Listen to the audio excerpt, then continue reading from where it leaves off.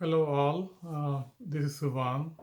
I am an enterprise architect specializing on integration of artificial intelligence, machine learning, and OLTP architectures.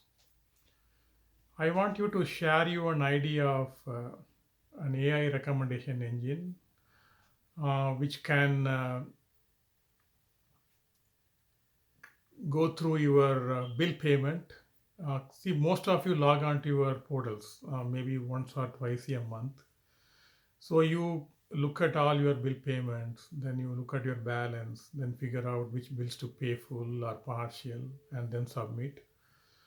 Or you go through myriad of credit card transactions and then figure out for outliers.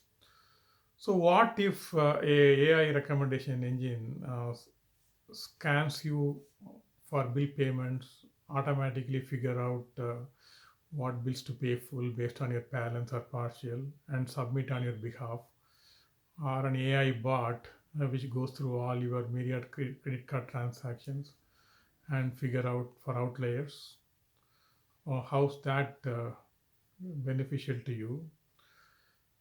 Basically, I built a AI recommendation engine. What it does is looks into any large credit transactions into your account, and then it can figure out what type of products it can recommend to you for investing. So we built that model in Keras uh, TensorFlow backend. So I would like to share how we built that model. Um, so we know that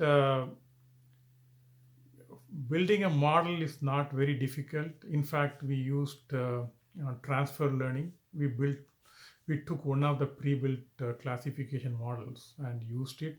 So we know that it is the data set which is far more important for this exercise. So we tried to identify all the features, what is required, and then we looked at our big data, uh, where these features may be available, and from some competing data sets using big data queries, we hydrated these features. Then we have to look at any NaN data, which is not a number data or nulls. We have to remove it. And, if some of the features are having characters which machine learning does not like, so we have to codify them into numbers.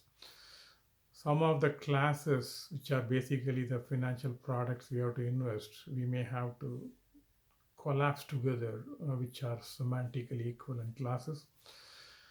And then once we process that, then we have to look at the standard deviation for each of the features.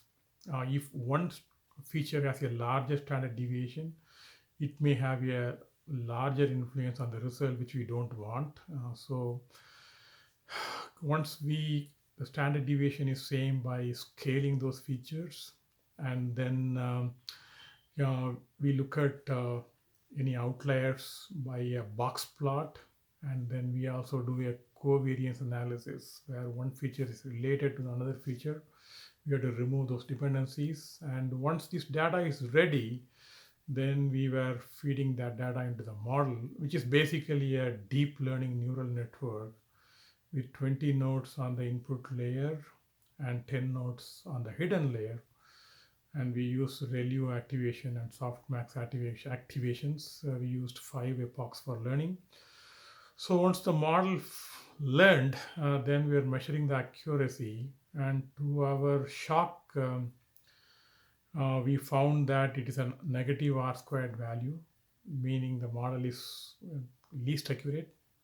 So then we went back to the drawing board, and then we have to look at the persona, the person who is logging the financial portal. What is the risk appetite? What are the expense patterns? What are the investment patterns? The economic stability. So we looked at all that, increased the number of features, rehydrated the data from the big data lake, and went through all these data purification processes. And then when we again fed into the model, the accuracy is far more higher. So with this recommendation engine deployed into production, and when you log on to your portal, so at the login time, this model is fired, and then if the model, if there is a recent credit transaction, the recommendation engine kicks in, recommends the right products, pre-fills all the forms for the products. So you see in your homepage all these proposals, one or two proposals with the forms pre-filled. You are just review and submit it. So how's that?